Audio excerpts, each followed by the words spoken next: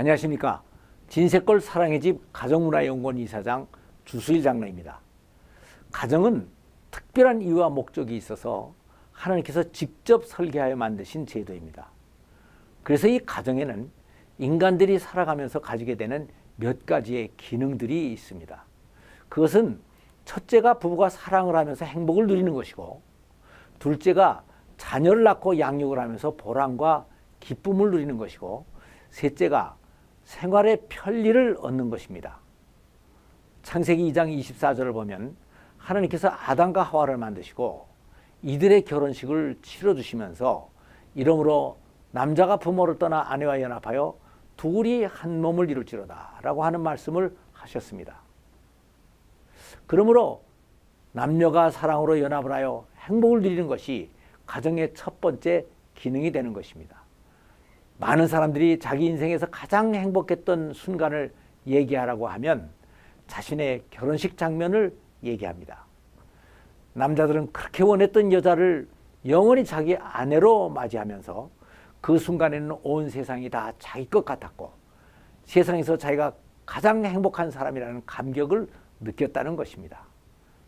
그리고 여자들은 평생 자기를 사랑해줄 남자를 받아들임으로써 인생이 미래에 대한 행복을 보장받았다는 안정감을 느꼈다고 얘기들을 합니다.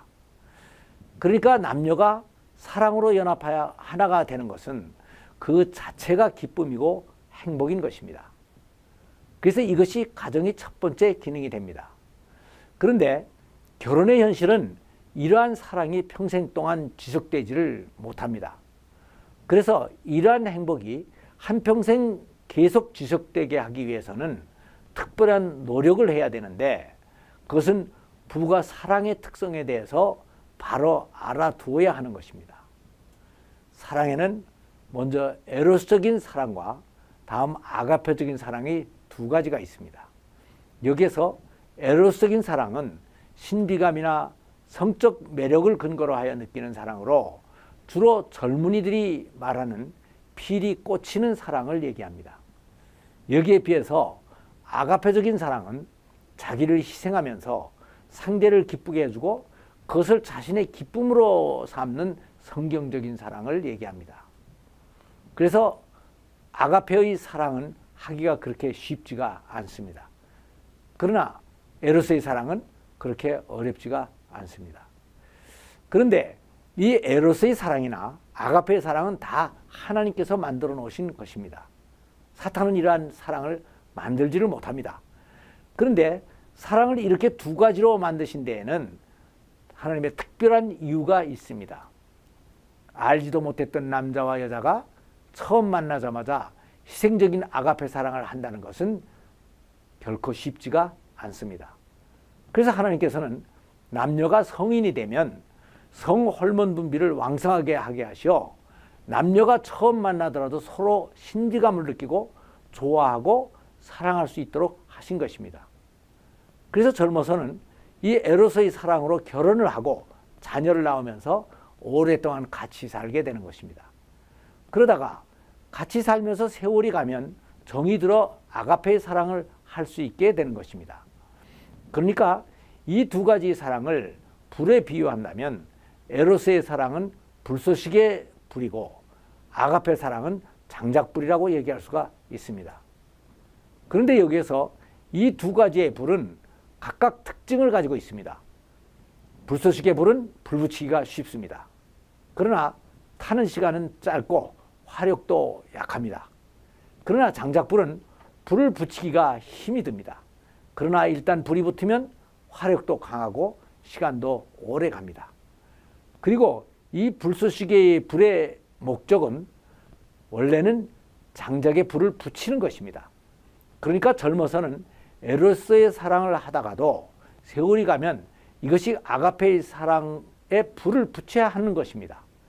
근데 사람들은 이 에로스의 사랑은 하기가 쉽고 또 순간적으로 너무 황홀하기 때문에 이것이 사랑의 다라고 생각을 하고 이것이 식으면 부부의 사랑이 끝난 것으로 생각하고 실망을 합니다. 그러나 진정한 부부의 사랑은 바로 이 에로스의 사랑이 끝나고 아가페의 사랑이 불이 붙는 데서부터 시작되는 것입니다. 그리고 이 아가페의 사랑은 상대방을 행복하게 해주고 그 속에서 자신의 행복을 찾는 은은한 것이기 때문에 유지되는 시간도 오래 갑니다. 그래서 부부는 이러한 사랑을 하면서 평생을 살아야 되는데 이것이 바로 가정의 첫 번째 기능인 것입니다. 그리고 다음 창세기 1장 28절을 보면 생육하고 번성하라 땅에 충만하라 라고 하는 명령이 있습니다. 이것은 자녀를 많이 낳고 인간들을 땅에 충만하게 함으로써 사랑의 대상을 많이 만들고 그 속에서 더 다양하고 풍성한 행복을 누리라는 말씀인 것입니다. 남녀가 둘이 결혼을 하면 어느 정도의 기본적인 행복은 누릴 수가 있습니다. 그러나 단둘이만의 생활로는 단조로울 수밖에 없습니다. 그래서 하나님께서는 인간들이 자식을 낳고 그들을 양육하면서 단순한 부부관계에서는 얻을 수 없는 다양한 기쁨과 보람을 느낄 수 있게 하신 것입니다. 그런데 여기서 자녀를 많이 낳으라는 것이 단순히 숫자만을 많이 낳으라는 것이 아닙니다.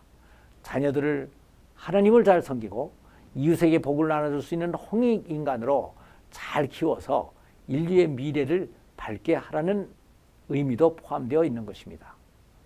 그래서 신명기 6장에서는 들으라 이스라엘아 너희는 이 말씀을 마음에 새기고 너희 자녀에게 부지런히 가르치되 앉았을 때나 일어설 때나 길을 행할 때나 이 말씀을 강론하고 손목에 메어 기호를 삼고 이마에 붙이고 문설주에 기록하라고 말씀을 하신 것입니다.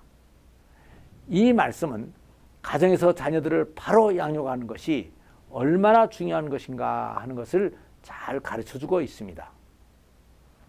그래서 우리들은 가정에서 자녀를 잘 양육하여 행복한 가정을 많이 만들고 하나님의 명령을 완수하여 그 속에서 보람과 성취감을 가져야 되는 것입니다. 그래서 이것이 바로 가정의 두 번째 기능이 되는 것입니다. 다음 세 번째 가정의 기능은 남녀가 결혼하고 같이 살아감으로 생활의 편리를 얻는 것입니다. 하나님께서는 남자와 여자를 만드실 때 그 능력과 기능 면에서 많은 차이가 있게 만드셨습니다. 그래서 남자와 여자는 둘이 합쳐야 확실한 생활을 할 수 있게 만드신 것입니다. 그런데 인간이 하나님께 범죄를 함으로써 하나님은 아담과 하와에게 각각 벌을 주셨습니다. 아담에게는 땀을 흘려야 밭의 소산을 먹을 것이라고 하셨고 하와에게는 해산의 고통을 크게 더하겠다고 하신 것입니다.